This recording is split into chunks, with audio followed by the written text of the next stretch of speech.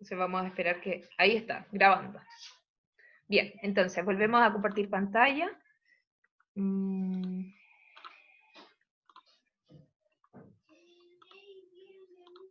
Aquí está. Bien. Entonces, para hablar de filosofía contemporánea, o más bien de filosofía del siglo XX, vamos a considerar, nos vamos a posicionar antes de un hipotético nacimiento, el año 1900. A pesar de que el año 1900 es simbólicamente muy importante para la filosofía, ya que recae en el nombre y en el cuerpo teórico de un filósofo muy importante. Ahí está.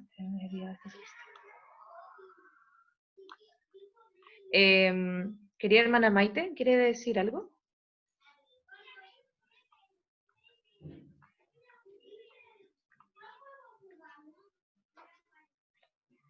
Está silenciada, no alcanzamos a... No, no, te pedía disculpas porque te había interrumpido delante, pero nada. No te preocupes. Ya Ya, pasó. ya, todo bien, seguimos, no importa, está todo bien. Bien, entonces, como decía, tiene un nombre y refiere a un cuerpo teórico, que es el que nos deja una tarea gigante durante todo lo que va a ser el siglo XX. Voy a pasar, ahí está. Ese nombre, voy a ver si me aparece acá.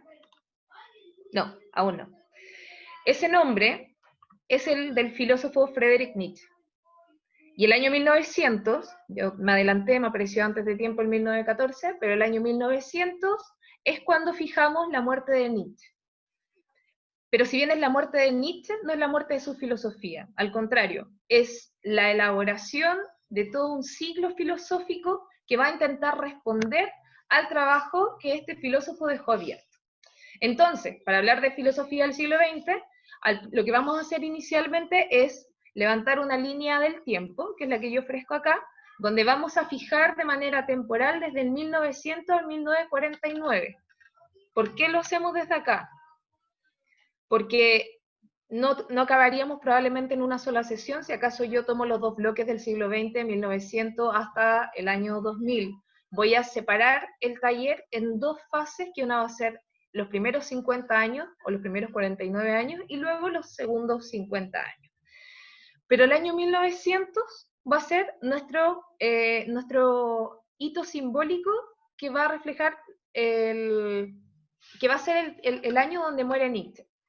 Pero antes de entrar en esta gestación del siglo XX, me gustaría que vayamos fijando algunos hitos de este primer tiempo, que los reconozcamos de manera visual, que lo reconozcamos de manera temporal. Veamos de qué se trata la filosofía, o al menos cuáles son las escuelas que se gestan en esta primera etapa del siglo XX, para luego poder comenzar ya de lleno en una revisión teórica de los cuerpos filosóficos, partiendo desde Nietzsche, como les comentaba en la introducción, a las escuelas que les voy a pasar a mostrar ahora. Entonces, desde el año 1900 al 1949, yo voy a marcar algunas fechas que se van a volver hitos filosóficos para mi línea del tiempo que voy a exponer. El primero va a ser 1914, como se me coló al comienzo de esta línea. Marco 1914 no porque es un hito filosófico.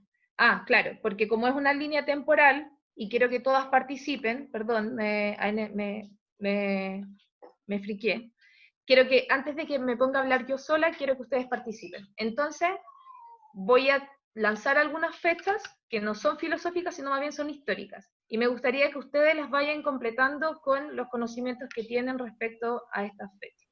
La primera, como les decía, que se me arrancó en 1914. A ver si alguien puede comentarme qué es lo que sabe que pasó aquí. Fecha histórica, no filosófica. ¿Primera Guerra Mundial? La Primera Guerra Mundial. Ay, perdón, quedaron con desfase. Ahí está, Primera Guerra Mundial. Muy bien. Luego tengo una segunda fecha, que es la 1917. ¿Alguien sabe qué ocurrió ahí?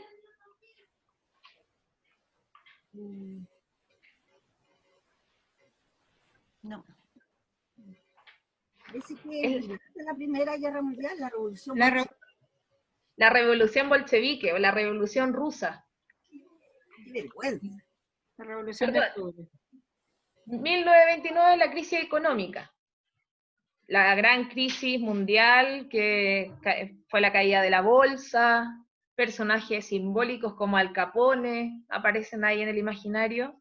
Pero después saltamos 10 años, 1939. Queremos saber qué está ocurriendo en esta primera etapa del siglo XX. ¿Qué pasó en 1939? La Segunda Guerra Mundial, ¿no? La Segunda Guerra Mundial. Así es. Y el 1945, algo relacionado directamente con esta fecha. El fin de la Segunda Guerra. El No. término de la Segunda Guerra Terminó Mundial. la Segunda Ahí Guerra está, el fin Mundial. de la guerra. Luego tenemos el año 1948, antes de llegar al fin de esta línea mental, temporal que estoy ofreciendo acá. ¿Qué pasó el año 1948? La Revolución Industrial, ¿o no? No, Mi mucho papi antes. nació. Fue antes. Nació mi papá. Algo sumamente importante, sí, claro, pero que podamos fijar en una línea colectiva, que podamos Pacto reconocer. de división de los mundos, el socialista y... Hiroshima, me tiran por ahí.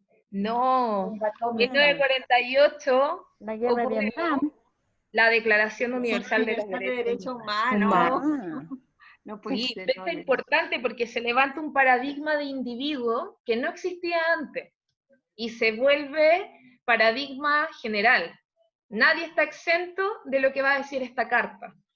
Previamente podían haber ciertos relativismos respecto a sujetos 1, sujetos 2, sujetos 3, pero a partir de esta carta son todos declarados iguales, universalmente iguales. Entonces es un hito, pero filosófico, histórico, paradigmático, fundamental. ¿Alguien quisiera agregar algo a estos puntos que fueron los que yo fijé? ¿Alguien le gustaría nombrar algún otro hito que a mí se me haya escapado?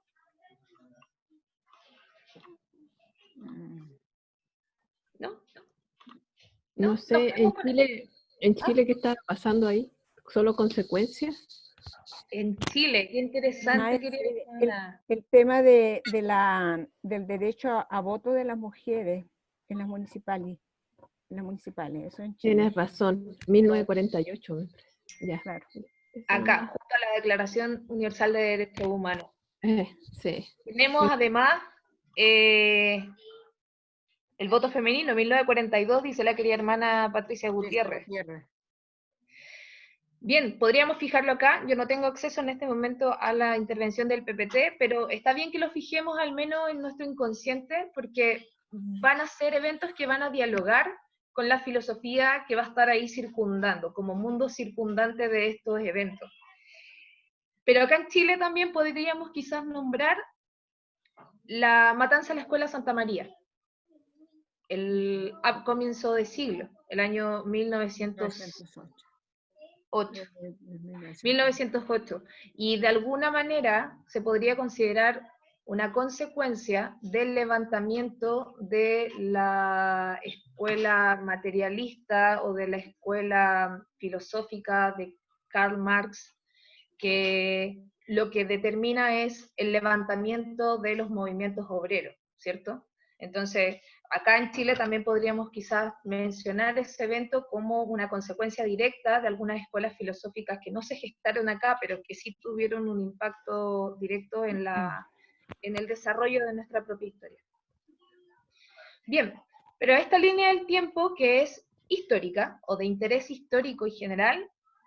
¿Puedo agregar algo, Karin, querida hermana? Sí, querida hermana, por supuesto. Sí, en 1934 se aprobó el voto femenino para las elecciones municipales y recién en 1949 se concedió el derecho a voto a las mujeres para las elecciones presidenciales y parlamentarias.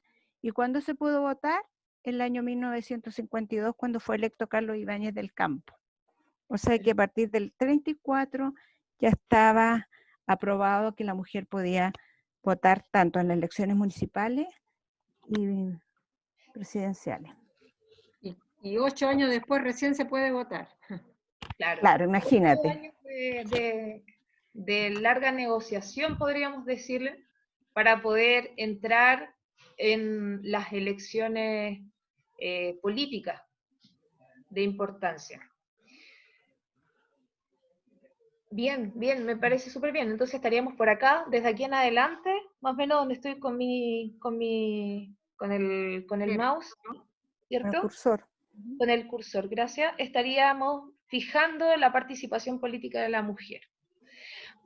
Cuando pasemos a la segunda mitad del siglo XX, vamos a ver que aparecen los movimientos feministas y vamos a hablar también acerca de, desde el surgimiento de la Simone de Beauvoir, posteriormente al feminismo radical, etcétera, etcétera. Lo vamos a ir fijando también porque son parte del corpus teórico que tenemos que considerar en esta segunda parte del taller. En esta primera parte vamos a concentrarnos en los siguientes hitos. Siguiente año que... aquí está. Apareció el niño símbolo. 1900, muere Nietzsche, que va a ser nuestra gestación del siglo XX. Año 1907, como aparece acá, Edmund Husserl va a publicar la idea de la fenomenología. Edmund Husserl es el padre de esta escuela, la escuela fenomenológica, que no sé si ustedes conocen o tienen alguna referencia respecto a ella. Ofrezco la palabra a quien tenga algún conocimiento que quisiera compartir. No. ¿No? Ya. Les digo en síntesis, más o menos en cortito, de qué se trata. El fundamento epistemológico. ¿Ah? La idea de la fenomenología es un fundamento epistemológico para lo que son las investigaciones científicas en general. Justamente porque es la contribución que hace Edmund Husserl desde la publicación de esta obra, la idea de la fenomenología, que es una síntesis de este desarrollo teórico que estaba haciendo, epistemológico. Husserl viene desde un interés inicial en las matemáticas.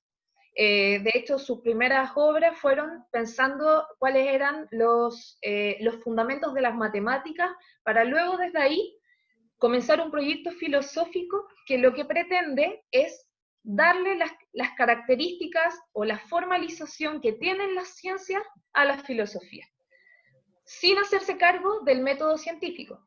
Porque lo que quería Husserl no era replicar el método científico al modo en que lo estaba haciendo la escuela positivista, sino más bien era formalizar la filosofía al modo de las matemáticas, al modo de los fundamentos que estaba tomando toda la física teórica de ese tiempo, y poder llevar toda esa fundamentación formal que la entregaba a las matemáticas a la filosofía, sin claramente tomar las matemáticas de manera literal, sino más bien era inspirarse en el modelo de las matemáticas como fundamentos o como pilares basales para poder plantear un sistema filosófico que no se destruyera en el camino, ¿sí? Teníamos un montón de historia de filosofía que pasaba debatiéndose, levantando sistemas, pero ninguno perduraba o iba quedando en el tiempo.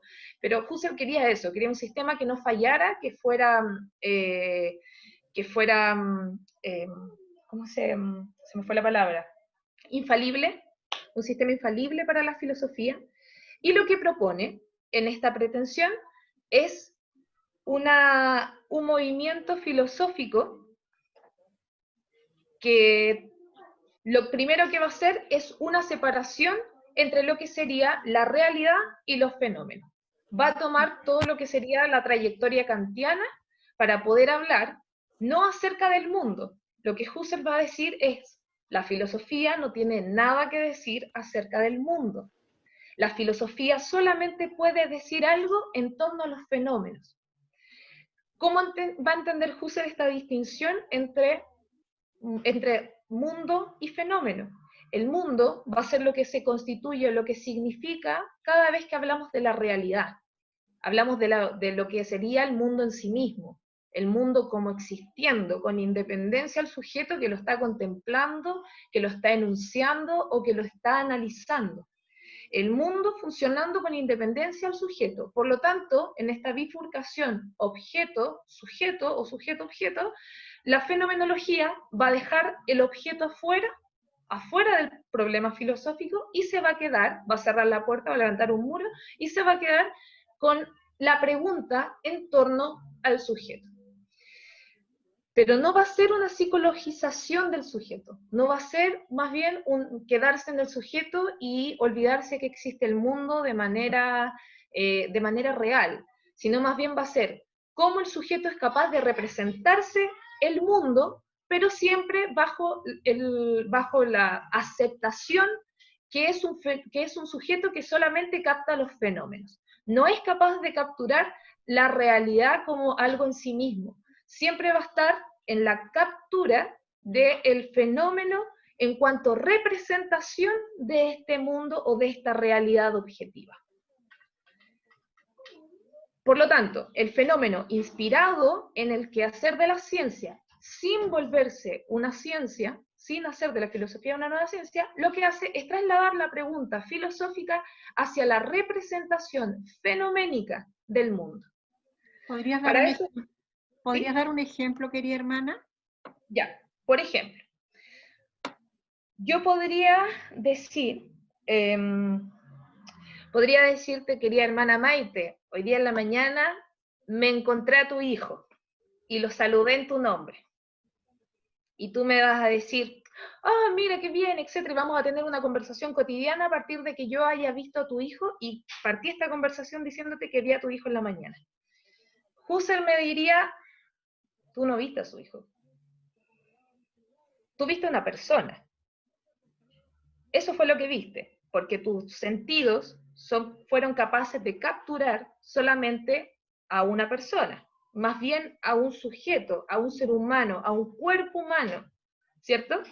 Pero la filialidad o la condición filial no se ve. La condición filial se supone, se presupone. Y cuando yo digo, vi a tu hijo, yo nunca en realidad estoy viendo hijos, porque la relación filial no se ve en ninguna parte. Entonces Husserl, por ejemplo, lo que pone es el acento en eso, es cómo nosotros, cuando hablamos del mundo, o damos cuenta acerca de lo que estamos capturando acerca del mundo, en el fenómeno que estamos capturando lo estamos contaminando todo el tiempo con supuestos y con reflexiones, con creencias y con un montón de elementos que no son parte de la captura del fenómeno. Entonces Husserl, en esta pretensión muy ambiciosa por querer separar o por querer hacer de la filosofía algo que hable con autoridad respecto a la realidad, lo que va a hacer es tomar todo lo que la filosofía pueda decir respecto al mundo, pero tratando de esclarecer lo que pertenece al fenómeno en sí mismo, es decir, lo que podemos capturar con los sentidos realmente, y todo aquello que nosotros le ponemos o le agregamos a la captura de mundo. ¿Se entiende? Perfecto. Ya. Esa es la fenomenología. Y la fenomenología, por tanto, lo que hace es marcar un pie de inicio a una tradición que va a tomar mucha fuerza durante el siglo XX, que lo que va a hacer ya es desembarazarse del problema de ese caso. Cuando nosotros hablamos del mundo, en realidad queremos ser una suerte de espejo objetivo del mundo. Siempre vamos a estar asumiendo que nosotros estamos como sujetos contaminando todo nuestro conocimiento, toda nuestra propuesta epistémica. Ajá, ¿se entendió? Sí. Ya, ese va a ser el aporte de Husserl. Por lo tanto, Edmund Husserl es un sujeto importantísimo para poder hablar de esta evolución que va a tener la filosofía durante el siglo XX. ¿Hay dudas o preguntas sobre esta parte? ¿No? Por el momento, no. Por el momento no. Avancemos. Está entretenido. Después del 1907 tenemos otro hito, que es el 1910, donde fijamos a la escuela positivista lógica, ¿por qué la fijamos ahí? Porque aquí se levantó una publicación que es el Principia Matemática, que es una publicación conjunta entre Bertrand Russell, Whitehead, que son profesores académicos de la escuela de Cambridge. La escuela positivista lógica nace en Inglaterra y va a ser quizás lo que va a demarcar que durante todo el siglo XX, cuando se hable de filosofía, se va a pedir casi como petición de principio que se defina. ¿Estás hablando desde una posición analítica, británica, o estás hablando desde una posición continental? Husserl pertenecía a todo lo que se llamaba la escuela continental, ¿ya? Continental porque estamos hablando de Europa continental. Pero la escuela positivista lógica, por su propuesta filosófica totalmente distinta y radical a todo lo que estaba pasando en Occidente, se va a reconocer como una escuela diferente o como una escuela con identidad propia para la filosofía. Y esa va a ser la escuela analítica, que nace con esta escuela positivista lógica. En el 1910, estos académicos de Cambridge se van a, también con un fundamento o con un interés inicial en las matemáticas, al igual que Edmund Husserl, ¿cómo no? Está todo el mundo embobado con las matemáticas en la época porque estaba logrando los grandes hallazgos a partir de la ciencia. Entonces todos querían, más o menos, todos fijaron la vista en la matemática y todos querían que de la matemática poder nutrir sus cuerpos de conocimiento, sean el que fuera. En este caso, los positivistas lógicos tenían la pretensión de, primero, proponer la idea de que la filosofía de que en realidad los problemas filosóficos no existían, y por tanto la filosofía no tenía problemas que le fueran a ella misma, que le fueran de propiedad. La filosofía solamente versaba sobre problemas del lenguaje. Y la filosofía, por lo tanto, tenía que prestar atención no a los asuntos en sí. En este caso, respondiendo a Husserl, la filosofía no tenía sentido preguntándose acerca del mundo, o acerca de la realidad, o incluso acerca del sujeto, porque esos tres elementos estaban inicialmente contaminados por un problema de lenguaje. Toda la situación filosófica se podía reducir a problemas del lenguaje. Entonces, si bien parece bastante controversial, estos filósofos hacen una revisión desde Platón hacia adelante y van a decir que cada uno de los filósofos en la historia de la filosofía lo que hicieron fue tratar desde una perspectiva lingüística o desde una definición nueva desde el lenguaje sus problemas filosóficos. Platón en realidad no estaba haciendo una metafísica, decían estos filósofos. Lo que estaba haciendo Platón era buscar una significación nueva para lo que era la idea del ser, un significado nuevo. Por lo tanto, el problema de Platón no era metafísico, el problema de Platón era más bien de definición de lo que significa, de definición respecto al ser.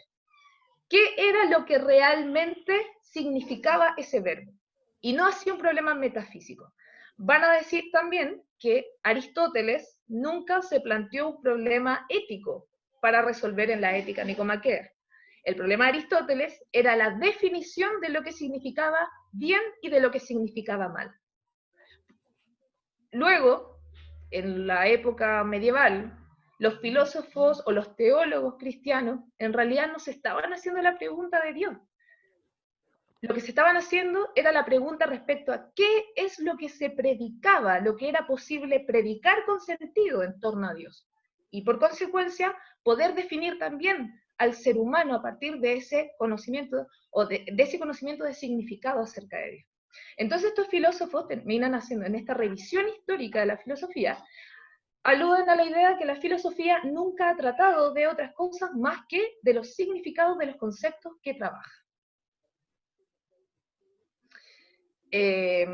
Van a ser sujetos tan connotados y tan relevantes en lo que estaban haciendo, y tan convencidos de que era así, de que los problemas filosóficos en realidad se reducen a problemas de significados del lenguaje, a la imprecisión de nuestros conceptos, y a los conceptos que usamos en filosofía, que van a levantar grandes esquemas y muy interesantes esquemas lógicos para poder analizar el lenguaje mediante sus partículas.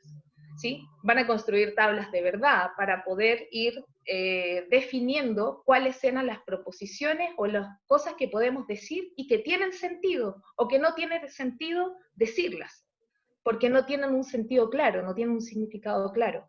Y se van a dedicar a eso, se van a dedicar a un análisis, ¿cómo se podría decir cuando es convulsivo? Un análisis convulsivo respecto al lenguaje cotidiano, pero también al lenguaje técnico de la filosofía. Eso es un poco la propuesta de esta filosofía o de esta escuela filosófica, que posteriormente se va a transformar en la escuela analítica. ¿Preguntas sobre esto?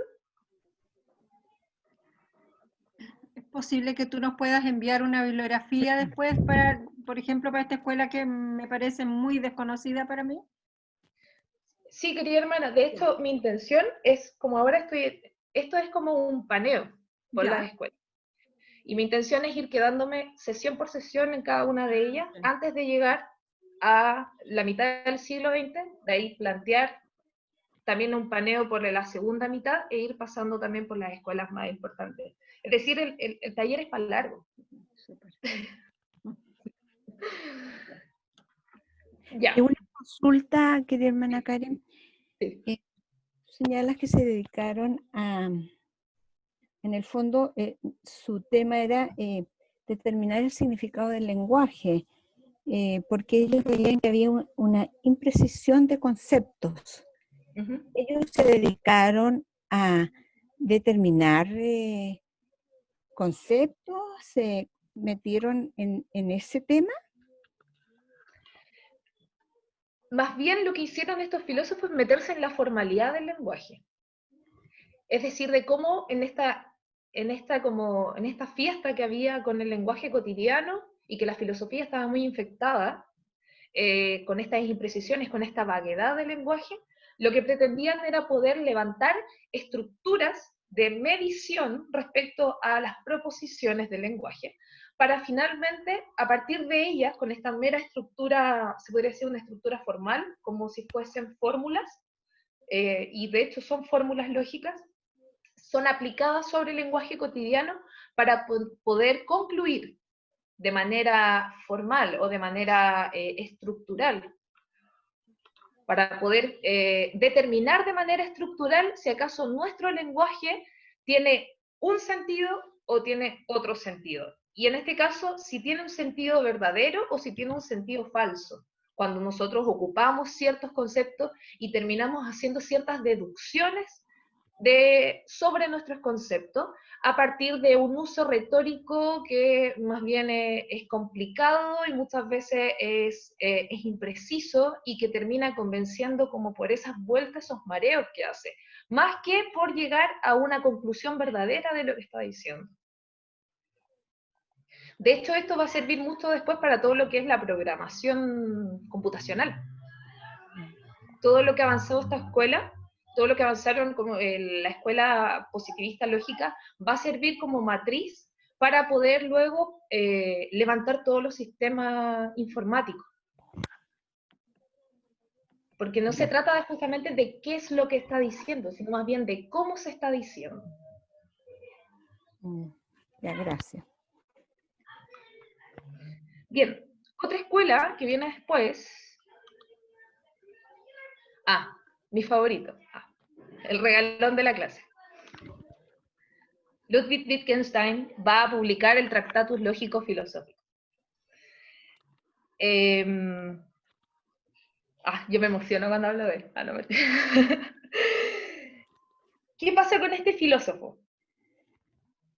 Se dice que existe un primer y un segundo Wittgenstein. Se habla con mucha naturalidad de que existe un primer y un segundo Wittgenstein, cuando en realidad estamos hablando de un filósofo. ¿Qué es Wittgenstein?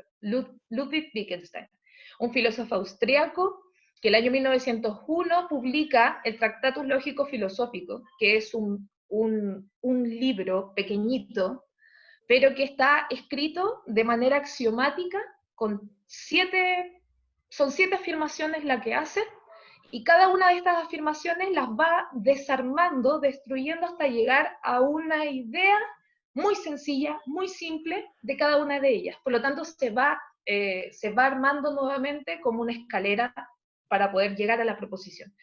Si bien Ludwig Wittgenstein nace también en el seno de todo lo que les hablaba recién de la escuela positivista, y tuvo una gran recepción en Cambridge por Bertrand Russell, por Whitehead, con una herencia también en Frege, filósofos todos del lenguaje, Ludwig Wittgenstein, cuando publica esta obra y la defiende como su tesis de pregrado, es súper bien recibida y se vio casi como un espaldarazo a la escuela positivista lógica. Sin embargo, Wittgenstein en realidad no estaba diciendo nada que iba en esa línea. Y él mismo se los dice, súper bien, pero ustedes parece que no entendieron nada. Y al parecer ni siquiera él estaba entendiendo lo que estaba haciendo en ese momento. Él escribió este texto en medio de la Primera Guerra Mundial, él fue un voluntario, estuvo en Rusia y en medio de sus vigilias, cuidando el foco de uno de los barcos, se ponía a escribir su interpretación acerca del lenguaje.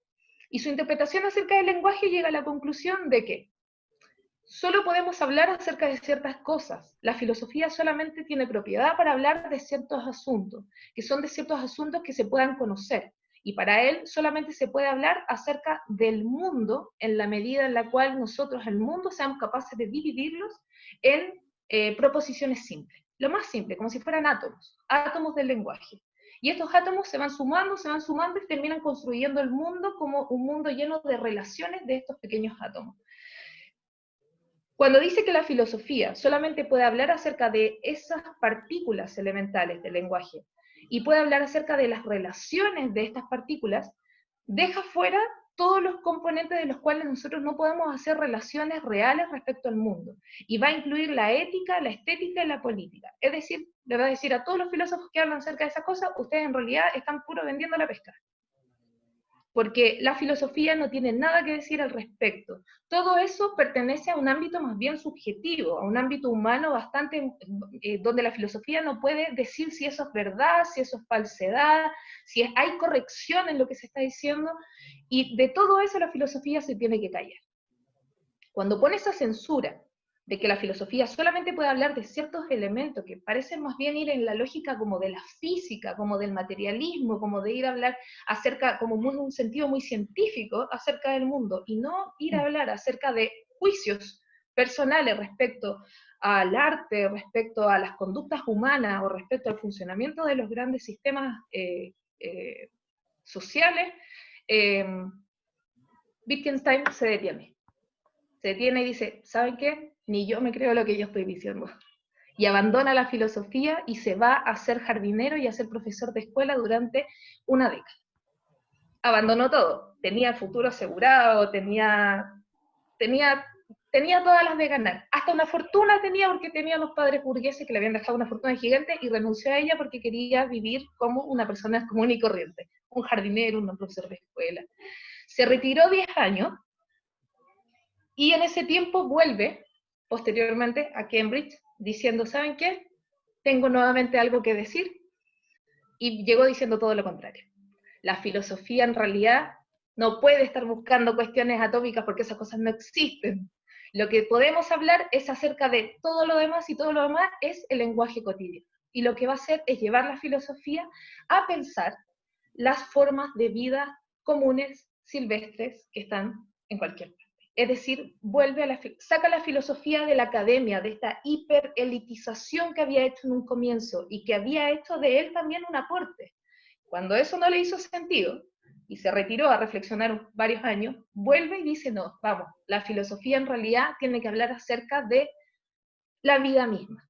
Y tiene que fijarse en las formas de vida, tiene que fijarse en las formas de comunicarnos, pero de comunicarnos fuera de la academia, de comunicarnos en las culturas, de comunicarnos en los espacios de los niños. Él por eso cuando se fue a ser profesor de primaria, dicen que fue por un interés en cómo los niños generaban sus sistemas de conceptualización. Es decir, quería ver cómo la filosofía operaba casi en un sentido antropológico, inevitable.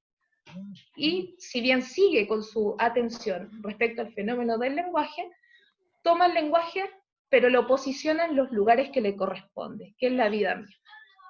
Entonces después empieza toda una reflexión en torno a al lenguaje cotidiano. Y bueno, para la época también fue bastante disruptor, porque estábamos hablando de una época donde la filosofía quería ser la prima preferida de la ciencia. Y él lo que estaba haciendo era decir, no, olvidémonos de esta cuestión, si la filosofía está en todas partes, se puede filosofar en todas partes respecto a cualquier cosa. No en la academia y no de esta manera tan técnica como lo estamos haciendo. Entonces, Wittgenstein se transforma, por tanto, en un filósofo que transforma la filosofía, como que se mete dentro de la filosofía y termina rompiéndola desde adentro. Solamente porque a él no le hacía sentido, y bueno, y vaya que le hizo bien también, porque sacó la filosofía de esos enclaustros que estaba tomando en este primer inicio de la época. ¿Preguntas? ¿Comentarios? ¿Observaciones? ¿Impresiones? ¿No? Me parece interesante que la filosofía está inserta en su contexto y en su historia. Y entonces es bastante lógico lo que tú planteas, en el sentido que en esa época, ¿quién sabía leer?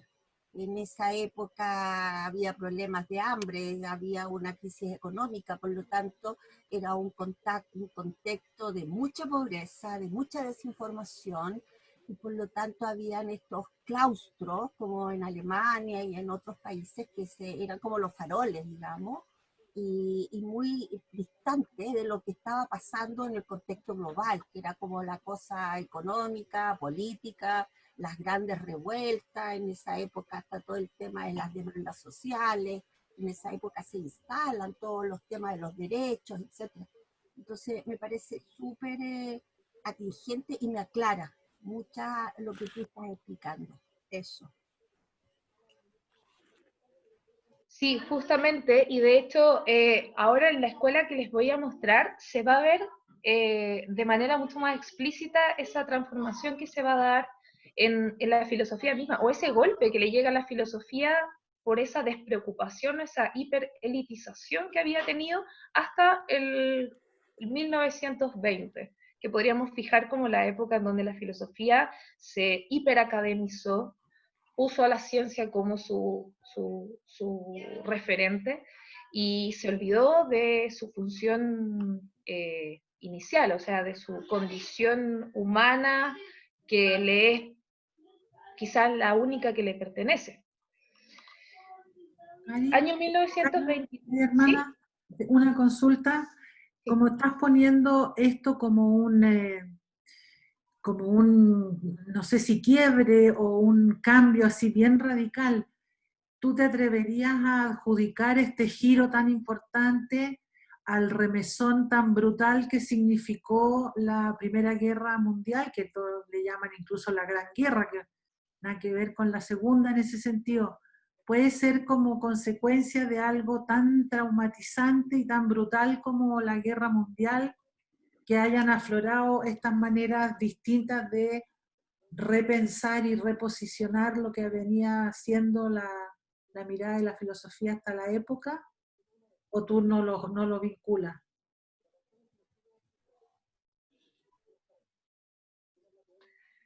Ahí está. Yo lo vinculo, pero lo vinculo más bien con la Segunda Guerra Mundial que con la Primera. ¿Por qué? Porque la filosofía llega tarde a todas partes, primera cosa. Segundo, porque la filosofía estaba demasiado metida en los espacios académicos durante la Primera Guerra Mundial, estaba casi como en esta suerte de cuando, a ver, ¿cómo es? No me quiero trasladar 2000 años antes, pero sí en esta suerte como, no sé si conocen al dios aristotélico. El dios aristotélico es un dios que es indiferente al mundo, que creó el mundo y se olvidó de él y se mira al ombligo todo el tiempo. Entonces la filosofía estaba un poquito en esa, como en esa pretensión de que era tan perfecta, o podía llegar a ser tan perfecta, que en realidad no se iba a contaminar con lo que estaba ocurriendo alrededor. Luego viene este quiebre que está también quizás impulsado, y a mí me gusta rescatar ahí a los personajes que comienzan a armar esta filosofía y con sus propias vidas, con sus propias formas de vida también, con sus propias experiencias, terminan transformando la filosofía, porque en realidad hay una intención que es innegable y que es humana, ¿sí? No son cuerpos teóricos que caen del cielo en tabla, sino más bien son levantados en un contexto puntual, en una situación histórica puntual, y bueno, a mí me gusta, por ejemplo, recalcar harto a Ludwig Wittgenstein, porque él era un sujeto que viene de una de las familias más poderosas de Austria. Podía haber sido, de hecho, él estudió primero ingeniería aeronáutica, y podría haber seguido una línea totalmente lejana a los problemas filosóficos que posteriormente le interesaron, que tenían que ver con la formación del lenguaje en contextos no académicos. Porque justamente son sujetos que por un interés personal, e incluso con una suerte de pretensión o búsqueda espiritual también, es que estos sujetos terminan interviniendo a la filosofía a partir de una necesidad que es de la época. Entonces, ahora, por ejemplo, se nota con mayor claridad cuando, por ejemplo, el año 1923, si bien tenemos a Freud con esta publicación del Yo y el Ello, que bueno, Freud, si bien no es un filósofo, es un psicólogo, es un psiquiatra, su aporte viene desde otra línea. Freud es, según Paul Ricoeur, uno de los 3 filósofos de la sospecha. Paul Ricoeur va a decir que existen 3 filósofos de la sospecha. El primero es Marx, que sospechó acerca del funcionamiento de las sociedades. El otro es Nietzsche, que sospechó respecto a la verdad. Y el otro es Freud, que sin ser filósofo también le dice que es un filósofo de la sospecha, que sospechó acerca de la idea de la razón, y levanta finalmente toda esta teoría del inconsciente. Pero el año 1923, además de esta importancia o esta relevancia que tiene Freud para la filosofía, sin ser filósofo, pero con esta relevancia que tiene, que es donde pone en cuestión al yo cartesiano, al yo de la razón, al determinar al ser humano a partir de toda su razón consciente, y termina dándole toda esta dimensión oscura que era su inconsciente, que intervenía, por lo tanto, en sus ideas, en la construcción de sus creencias y todo lo demás. Tenemos también el nacimiento de la Escuela de Frankfurt, que la Escuela de Frankfurt es toda la herencia del marxismo, es una escuela neomarxista, y además que está con un ojo puesto en Marx y con un ojo puesto en Freud. Entonces lo que trata de hacer es aunar un proyecto social y del individuo, ambos juntos, a partir de una perspectiva psicoanalítica, es decir, considerando el inconsciente, y por otra parte, una teoría económica materialista como la de Marx. Entonces, la pretensión de la Escuela de Frankfurt es dinamita, porque hay algunos filósofos como Rorty que dicen que la filosofía se puede separar en 2 espacios. Por una parte están los filósofos de las sociedades, que piensan la sociedad, y los otros filósofos de los individuos, que piensan al individuo y su conciencia. La Escuela de Frankfurt lo que busca es integrar ambas cosas y dar una síntesis de esto. Fue una cuestión que era con muchas pretensiones, pero sin embargo se terminó diluyendo en la Segunda Guerra Mundial. ¿Producto de qué? De que fueron los únicos filósofos, quizás que de manera declarada en la época, tenían una intención nuevamente por la sociedad, cosa que no estaba hasta este momento ni en Husserl, ni en la escuela positivista lógica, ni siquiera en el primer Wittgenstein. Si bien, como les comentaba un poco la historia de este primer Wittgenstein, no se ve ahí la sociedad todavía. Entonces, la Escuela de Frankfurt es la primera escuela filosófica de esta primera etapa del siglo XX que tiene a la sociedad integrada como elemento de reflexión. Todos eran judíos y todos terminaron perseguidos en la Segunda Guerra Mundial. Entonces, ¿qué queda un poquito ahí también como consecuencia? Y bueno, hay otra escuela también paralela que dicen que eran como los antagonistas de la Escuela de Frankfurt, que era el Círculo de Viena, que eran puros positivistas. olvidados de la sociedad. También todos judíos, también todos perseguidos, al igual que la escuela de Frankfurt. Se disolvieron ambas escuelas durante la Segunda Guerra Mundial. Dicen que entre lo que se cuentan de las anécdotas filosóficas es que uno de los como grandes aprendizajes que le quedaron a estos filósofos en sus reflexiones finales fueron que ninguna filosofía posterior a ese periodo podía volver a olvidarse de la sociedad.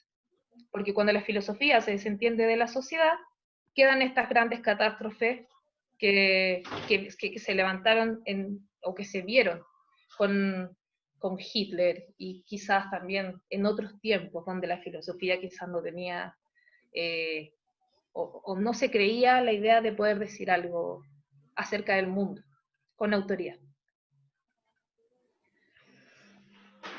Bien. Dicho esto, avanzamos. Querida hermana, ¿podía hacer una pregunta de la escuela de Frankfurt? Sí, por supuesto. Lo que pasa es que el máximo representante de la escuela de Frankfurt, lo que yo tengo entendido, es Marcuse, y Marcuse afirma que lo que es nada puede ser verdadero. Nunca lo entendí.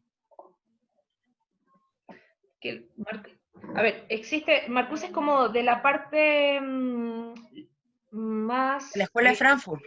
Sí, pero es como de los herederos más tardíos de la escuela de Frankfurt. De hecho, él muere en los años 90, incluso así. Quizás se podría decir que es el heredero más legítimo de la escuela de Frankfurt. Pero si hablamos de como el representante mayor, es Benjamin, Walter Benjamin, o incluso Adorno. Benjamin, que termina haciendo una contribución enorme para la literatura, o para todas las artes en general. Era romántico Benjamin. La única forma de conocer a una persona es amarla sin esperanza. ¡Ay, qué triste!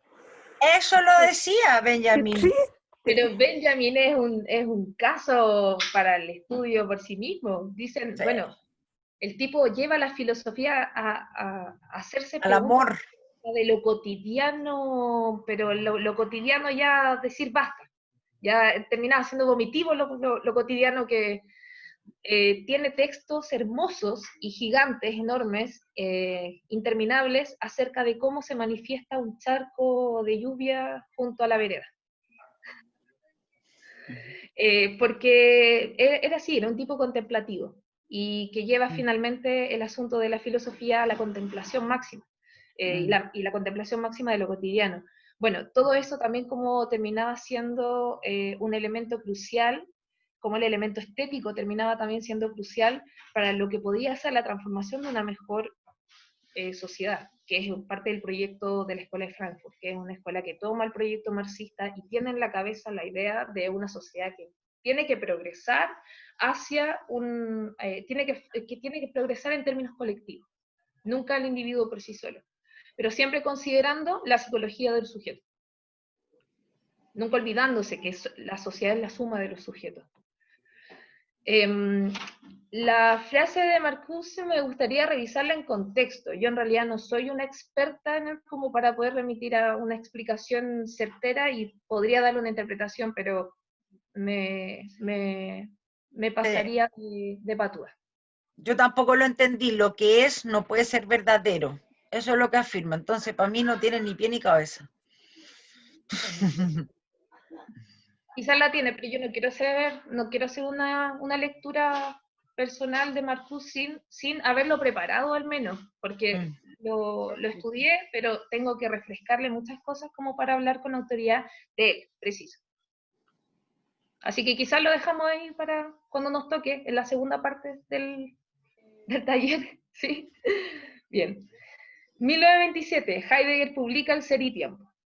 Heidegger, un filósofo quizás junto con Wittgenstein, dice que son los filósofos más importantes para el siglo XX.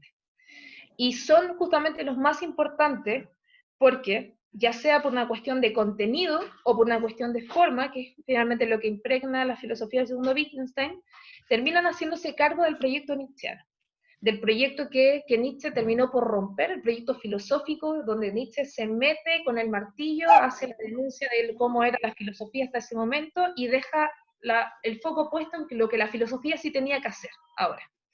estos dos filósofos se dice que se hacen cargo de ese proyecto, que tiene que ver con una idea más vitalista, una idea de la vida, de la vida, pero no en un sentido abstracto, sino más bien de la vida que es vivida. La ¿ya? ontología. De la vida como experiencia ontológica, así es, como... Ya no me meto más, perdón, ya no hablo más. Es que me encanta el tema, me encanta. Ya no hablo.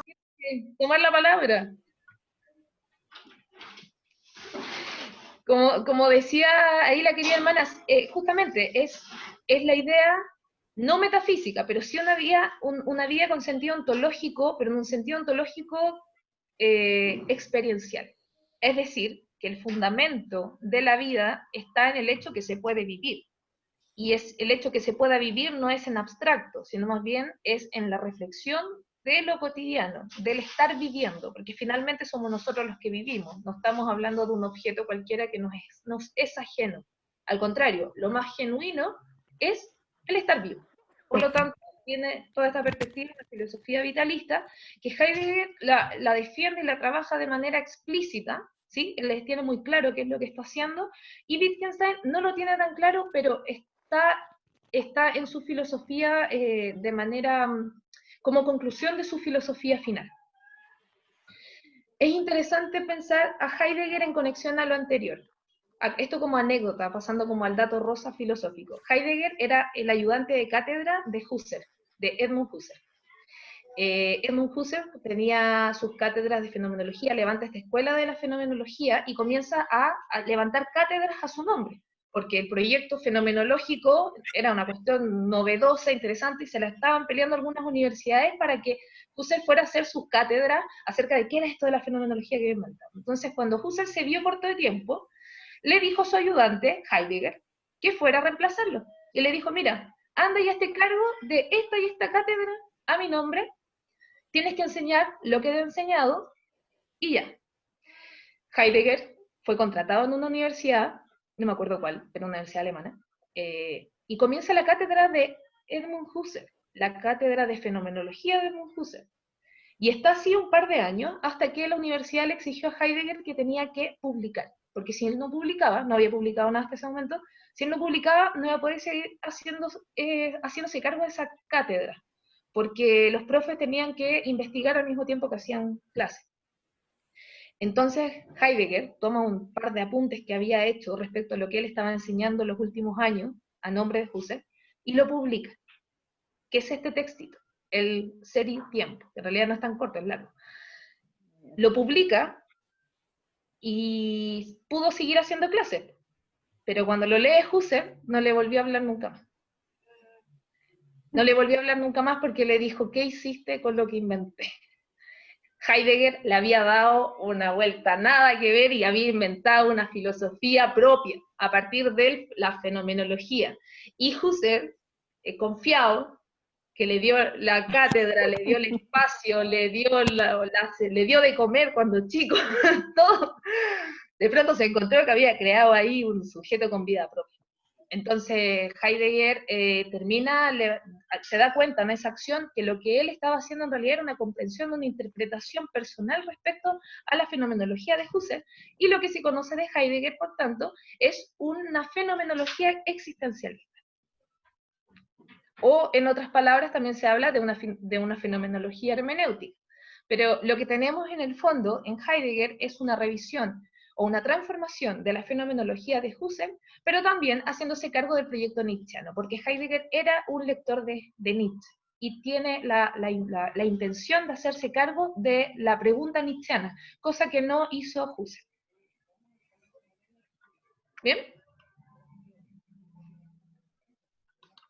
Avancemos entonces. 1934, Karl Popper va a publicar La lógica de la investigación científica. Querida hermana Karin. ¿Sí, querida hermana? ¿Sabes qué? A mí me llama de este filósofo Heidegger. Puede ser su filosofía interesante, importante, pero cuando leí su biografía y finalmente abrigaba el nazismo, me genera una contradicción respecto a su tremenda obra. Eso nomás quería comentarte, de que no me puedo desprender de ese antecedente biográfico de ese filósofo. Eso me quería. Sí, gracias querida hermana por mencionarlo, porque a mí se me fue también contarlo dentro de lo que es la biografía de Heidegger. Una de las cosas que no se le perdona también dentro de la filosofía es que haya añadido al régimen nazi, que se haya convertido en un catedrático que avalaba las acciones del régimen. Uno podría hacer una revisión biográfica y mirar, por ejemplo, lo que le pasó con Husserl y luego mirar lo que ocurre cuando se añade al régimen nazi, y uno podría decir, bueno, este tipo parece que era como bastante aprovechador, y en el contexto en el cual él se queda con varias cátedras y se vuelve un profesor oficial de la universidad en Alemania, estamos hablando de que son puestos que también son políticos, ¿sí? Entonces, ahí se puede prestar para muchas interpretaciones. Hay bastantes biógrafos que ponen en duda la verdadera convicción de Heidegger respecto al régimen nazi. Sin embargo, lo hizo de manera declarada y justificó el actuar de esta política alemana, o de este sistema político alemán, y bueno, implicó que cuando él murió, bueno, muchos filósofos reconocidos ni siquiera se fueron a aparecer al funeral, porque no era bien visto estar cerca de Heidegger posterior a esa situación. Muy intelectual, tremendo intelectual era, pero se condenó por su militancia política. Así que muchas gracias, es un dato muy relevante para considerarlo también. Sí, estamos mirando a los filósofos con sus propuestas, pero también con su biografía, es elemental también decir eso.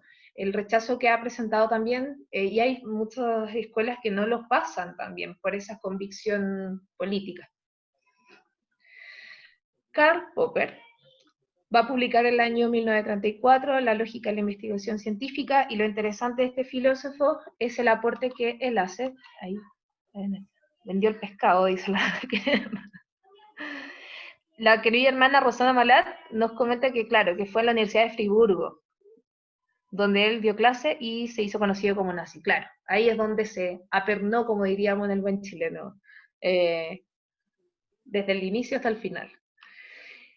Gracias, querida hermana Rosana, por buscarlo.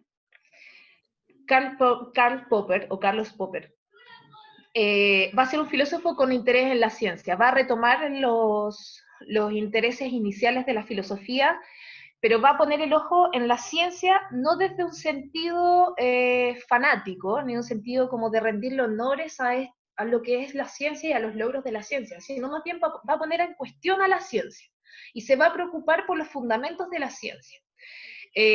Va a dar inicio a toda una corriente de lo que hoy se conoce como la filosofía de la ciencia, donde aparecen personajes de gran importancia como Kuhn con la revolución de los paradigmas, posteriormente Lakatos o Paul Feyerabend, que son filósofos muy críticos del quehacer científico y tienen el ojo puesto ahí casi como tratando de denunciar cuáles son los abusos de la ciencia desde su primacía epistemológica o su primacía sobre el conocimiento, el poder hablar siempre en nombre del conocimiento legítimo y paradigmático. Como comenta la querida hermana Alejandra Sandoval, habla justamente acerca de la falsabilidad de las teorías. Eso es uno de los aspectos más conocidos de su obra. Karl Popper va a hablar de que la ciencia tiene un discurso inductivo, que cuando hace afirmaciones, al menos hasta esa época, posteriormente a Karl Popper se puso mucho más rigurosa en ese tipo de afirmaciones, se hablaba como el enunciado científico terminaba siendo casi una constatación de realidad absoluta. Cuando se decía que algo había sido estudiado de tal manera, se daba al mismo tiempo esta forma en la comunicación de lo estudiado que era una verdad absoluta. Pero Karl Popper lo que va a poner el ojo es que ese modo de hablar que tiene la ciencia no es verídico, no puede ser absoluto, porque cuando la ciencia habla, está hablando en un tiempo y lugar determinado, y no puede hablar con propiedad acerca de un sistema absoluto de los fenómenos.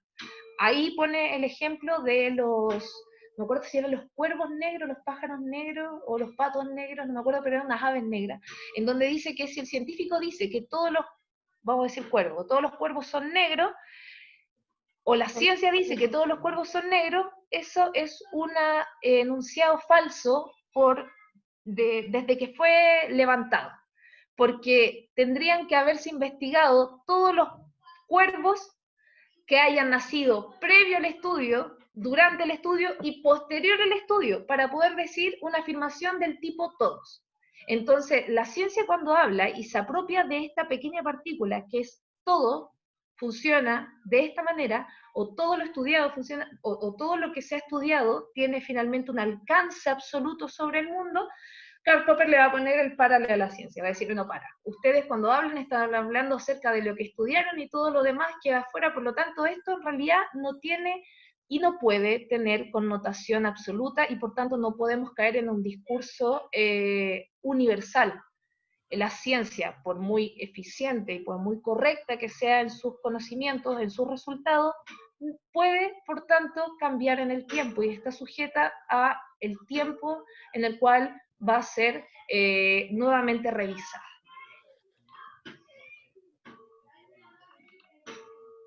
Posterior a esta crítica a la ciencia que hace Karl Popper, en 1943 vamos a tener la última escuela filosófica de interés para la época, que es el inicio del existencialismo, con Jean-Paul Sartre, cuando va a publicar El ser y la nada. No me gustaría adelantarme acerca del existencialismo en el sentido de que va a ser uno quizás de los grandes ejes que vamos a revisar en una segunda parte de este taller. Lo que sí cabe destacar es que la escuela existencialista se va a desembarazar del problema de la verdad y del problema del conocimiento. Lo que va a hacer es preguntarse más bien por el fenómeno de la libertad. Se va a preguntar acerca de esta condición que va a reconocer como ineludible de los individuos. Y no es casualidad que la escuela existencialista nazca de manera paralela a la Declaración de los Derechos Humanos, donde se reconoce al individuo como libre o con derecho a la libertad, ¿cierto? De manera ineludible.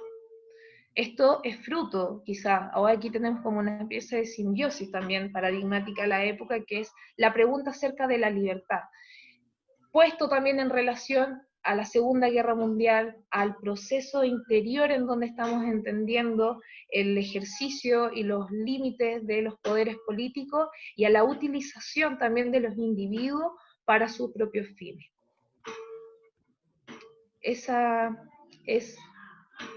Eso es lo que tengo que decir respecto a esta primera época. Muchas escuelas filosóficas para revisar, muchas posturas, siempre la ciencia va a estar ahí, ya sea como la amiga o la enemiga, va a ser como una relación tormentosa entre la filosofía y la ciencia en esta primera época, donde ya posterior a esta época ya las vamos a ver totalmente divorciadas. Quedo hasta acá, me parece. Ahora ofrezco la palabra para sus intervenciones. Me gustaría escuchar ahí a ustedes qué es lo que les pareció, qué es lo que saben, cuál es la escuela que les interesó y eso.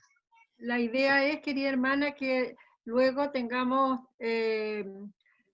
un viernes para cada corriente, para cada filósofo, una cosa así.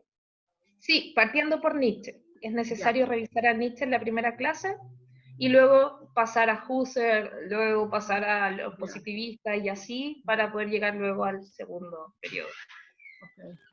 Okay. La próxima semana pues seguirías con la segunda etapa. Con Nietzsche. Hasta y después empezaríamos con Nietzsche.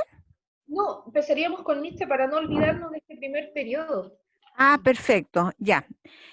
¿Y tú nos podrías sugerir alguna lectura? ¿En este momento? básica, o no, nos puedes mandar, pero para no venir tan... Para empezar con Nietzsche, les voy a recomendar que lo tenía abierto acá porque pensé que me iba a demorar menos. Voy a enviarles el aforismo 125 de la Gaia Ciencia que se llama El Loco. Es una plana que vamos a leer este aforismo, o que cada una pueda leerlo. Yo se los puedo enviar al correo, lo tengo disponible. Y está lleno de símbolos. Y sería interesante, dado nuestro interés particular como grupo, que podamos quizás fijarnos en esa lectura, en los símbolos que ocupa Nietzsche para poder entregar este mensaje acerca de la muerte de Dios y el proyecto filosófico que queda abierto para el siglo XX. Bueno. Por tanto, les envío ese. Karen, ¿y podrías compartirnos también la lámina que usaste ahora con la línea del tiempo, que es tan ilustradora del panorama general? Sí, por supuesto. Le envío las dos cosas, lo voy a anotar.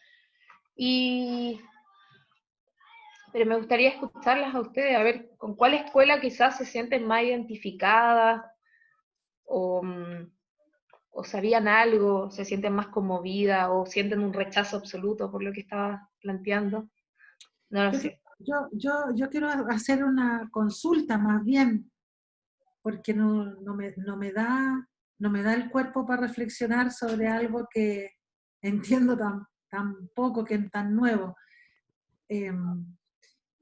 A mí en lo personal me gusta mucho la historia y siento que el contexto histórico en el cual se vive marca hartas cosas.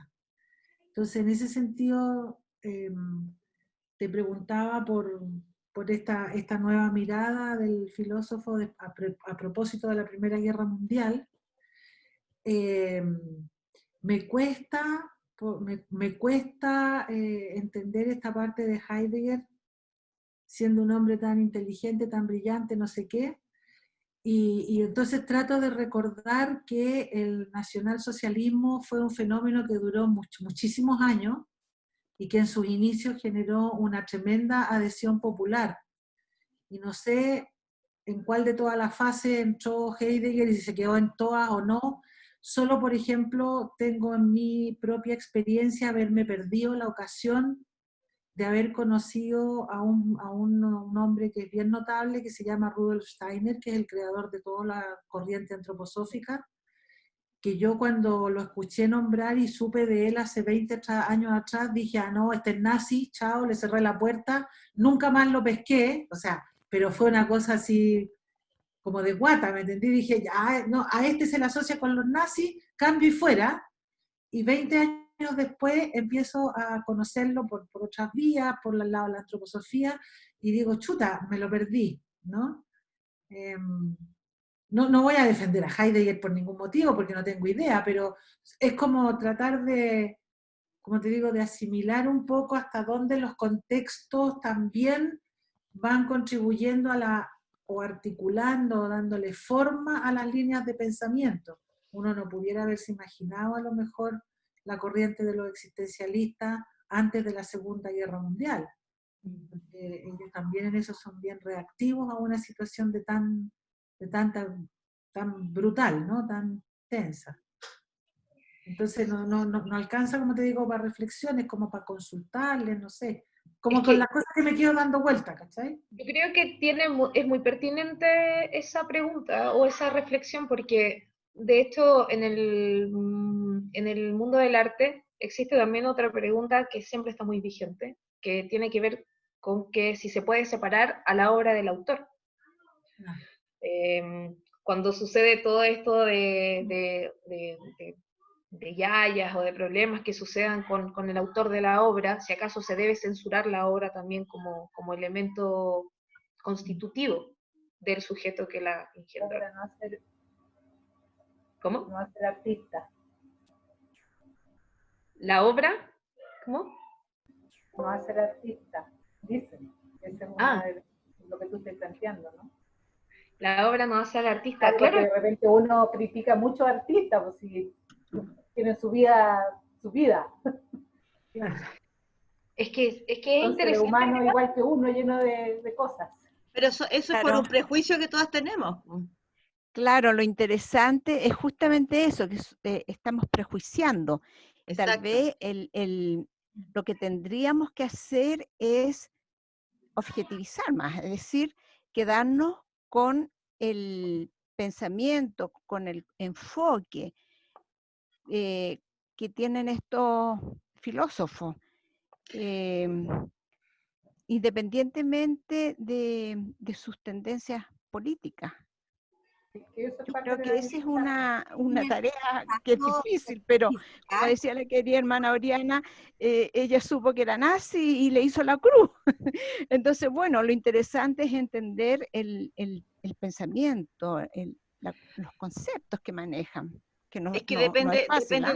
depende de qué tipo de artista estemos hablando, yo creo, porque no es lo mismo No, yo estoy hablando de los filósofos, ajá, un perdón. pintor o un guitarrista, no es lo mismo que un filósofo. O sea, la obra de un filósofo tiene directa relación a él y sus circunstancias, digamos.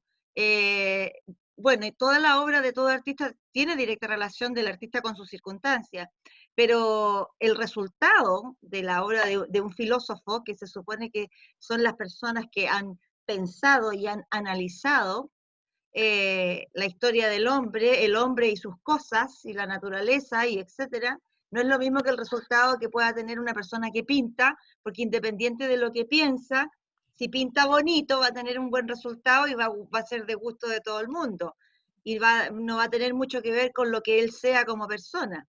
Pero en el caso de un filósofo yo creo que sí es importante considerar sus tendencias políticas o sus ideologías de otro orden, porque influyen, me imagino que directamente, en su corriente filosófica. Yo creo que es importante destacar ahí que la filosofía es esencialmente política. O sea, la filosofía no es neutra.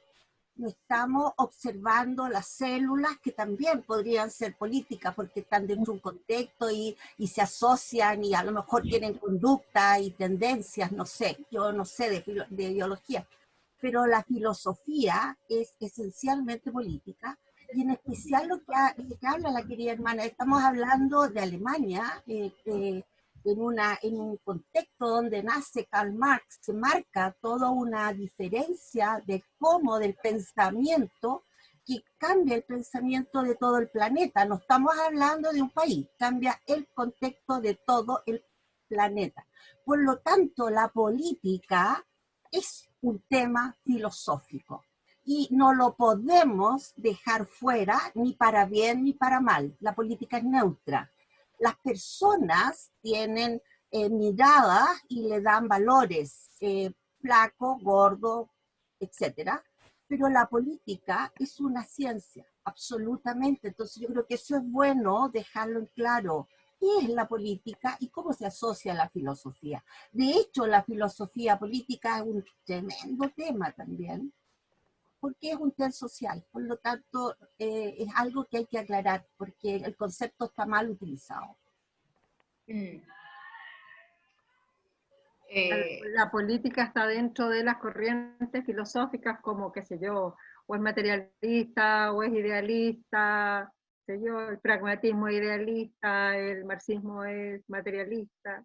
O sea, son corrientes filosóficas que están atravesadas, la política está atravesada por corrientes filosóficas. No, lo vamos a ir viendo cada vez que revisemos las escuelas, seguramente. Sí, A su contexto histórico. Estoy fascinada, querida hermana Karin, te agradezco mucho porque, pucha, que tengo que aprender.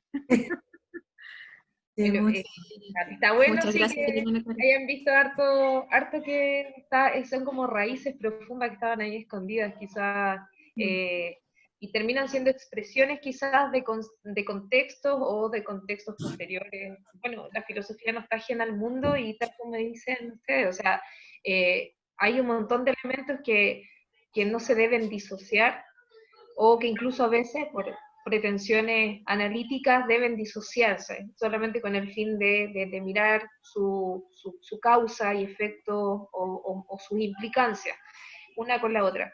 Lo que quería mencionar era que este debate que estamos teniendo se viene muy fuerte con la escuela de el año 1923, con la escuela de Frankfurt, donde la escuela de Frankfurt propone justamente en este retomar el neomarxismo, propone toda una revisión de la filosofía desde la política. Y de hecho lo que hace es tomar el arte como fenómeno de masa, como una expresión esencialmente política. Entonces va a declarar de manera explícita este vínculo que tienen las artes o que tiene la estética en general con la política. Y es algo que se lo deja, por tanto, también como pase de jugada al rubro o al mundo del arte. La Escuela de Frankfurt es muy importante para lo que es la construcción del arte, la construcción de la estética durante también la segunda mitad del siglo XX. Y justamente por eso, la consideración de lo político. Pero más atrás también, querida hermana, tenemos a Platón. Platón también hace una serie de miradas políticas desde la filosofía. Aristóteles también analiza el tema del poder, el hombre y el poder. Y todos, Tao Te Ching, todos miran el hombre y el poder, que es el tema esencialmente de la política, el hombre y el poder, cómo se organiza. Por lo tanto, está en su génesis, absolutamente. Oye, la próxima vez vamos a hablar de Nietzsche. Tú me permites un comentario súper light, así como la parte friki freak. Esos son los más entretenidos. Yo no sé por qué, bueno, dicen que las cosas no son casuales, pero yo hace hartos años estudié unos programas con el doctor Maturana. Y por supuesto, bien Matea, guardé toda la bibliografía, todas las cuestiones. Y después estaba revisando ahora la semana pasada. No sé por qué me fui a buscar como profundizar algo y me encontré en los apuntes con una nota muy grande que decía: tienes que ver la película El día que Nietzsche lloró. Ahí dije yo, ya, voy a aprovechar ahora o nunca. Muchos años después, o sea, casi 8 años después, y la película está en YouTube. Y entonces veo la película y dije, bueno, me va a servir además, nunca no me acordaba por qué nos la habían recomendado en aquel tiempo. Después hice una asociación, una interpretación de por qué, no tengo idea si será verdad o no, pero me arreglé el cuento y cerré la historia yo para mí. Pero sabéis que encuentro precioso porque es cuando a veces los textos para leer son un poco más difíciles. A mí, por lo menos, a esta altura de mi vida, mirar película también me ayuda a contextualizar. Es una película bonita, yo a lo mejor tú la conoces, Cari, me imagino. No tengo idea si aportará mucho al debate que vamos a tener o no, pero pone la ambientación, pone parte de lo que era su preocupación, esto de que, bueno, que Dios ha muerto. Entonces, yo digo que como la previa de la previa, si tienen tiempo, puede ser interesante echarle una miradita al video. Gracias. De todas maneras, sí, los datos biográficos aportan mucho, así como la imagen también. Yo lamenté no poder poner imágenes de los distintos filósofos que fui mencionando, pero los voy a ir introduciendo a medida que vayamos avanzando en la escuela. Pero, a ver, ¿es eso? Estoy muy de acuerdo con lo que decía la querida hermana Erika, cuando dice que todos los filósofos de cualquier época se pueden relacionar de acuerdo a una situación, a su contexto político, ya sea de manera explícita o no. Cuando hablamos de Sócrates incluso, estamos hablando de los inicios de la filosofía como la entendemos en términos occidentales. Sócrates nace por una necesidad de fortalecer la retórica en Atenas, en el siglo de oro de Pericles, siglo V a.C., donde nace esta idea de la democracia y de la participación de los ciudadanos en asambleas. Entonces, participar en una asamblea no era ir a dar una mera opinión, sino que era dar una opinión fundamentada, ¿cierto? Y para eso nacen los maestros de retórica, que eran los sofistas, que enseñan a la gente, al ciudadano que podía participar en estas asambleas, en el ágora abierta, a poder argumentar. Cuando todos podían argumentar y todos podían pasar cualquier mentira por verdad, porque manejaban la retórica como lo hacen los grandes políticos, nace Sócrates en esta necesidad de inventar una forma de reconocer la verdad, dentro de toda esta retórica hiperentrenada de la época. Entonces también el contexto político determina ciertas propuestas filosóficas. Así que muy de acuerdo. No, ahí también más el contexto es el lenguaje. La filosofía se habla de la libertad. Tú no puedes hablar de la libertad si no está dentro de un contexto político. No podemos hablar de la búsqueda de la verdad, de la democracia, los derechos, todo eso es político. Entonces, el tema filosófico es absolutamente dentro de un contexto, vuelvo a repetir, político. El hombre y su contexto, historia, lo que pasa. Eso. Político-social, diría yo, ¿ah? Es que la política es social. Claro. Que le define qué es política. La polis es la ciudad. Y entonces, ¿qué estudia? Estudia eso, el hombre y en su entorno, en su contexto, la sociedad. Entonces, cuando hablamos de política, estamos hablando de la polis, la ciudad. Eso es político. Querida hermana Karin, Querida. querida hermana Karin, ¿cuál va a ser la duración del curso, querida hermana? Porque yo necesito retirarme. Yo había pensado 1 hora y media, como pensaba más o menos como tienden a extenderse, o la dinámica que yo tengo en mi cabeza, que son de 2 horas pedagógicas pegadas. Claro, 1 hora y media me parece una buena duración. La próxima clase sería el próximo viernes. A las 9. Sí, a la querida hermana, disculpa querida hermana, a la querida hermana Lilian le pido las disculpas, pero me confundí cuando hice el grupo en el correo, puse el contacto en donde tengo su teléfono, querida hermana, y no su correo, entonces ahí se surgió el error, así que mis disculpas, pero ya lo subsané, y ya para la próxima semana va a estar su invitación como corresponde. Querida hermana Karin. Querida hermana, llegar atrasada a un tema como este me dejó más afuera todavía. Pero querida hermana, lo grabamos y la grabación si aprendo cómo se hace, la grabación se la podemos enviar. Gracias, querida hermana Karin. Querida hermana Karin, muchas gracias. Un placer. La verdad es que hacer en este tiempo, en este breve tiempo, un resumen, una síntesis de lo que se hizo fue pasar una visión tremendamente rápida de cada uno de esos filósofos, sus pensamientos y sus corrientes. Son escuelas, y en las escuelas hay seguidores, y seguidores que abren caminos, que abren otros campos, que abren otras miradas. Y así es la filosofía, y así se ha desarrollado.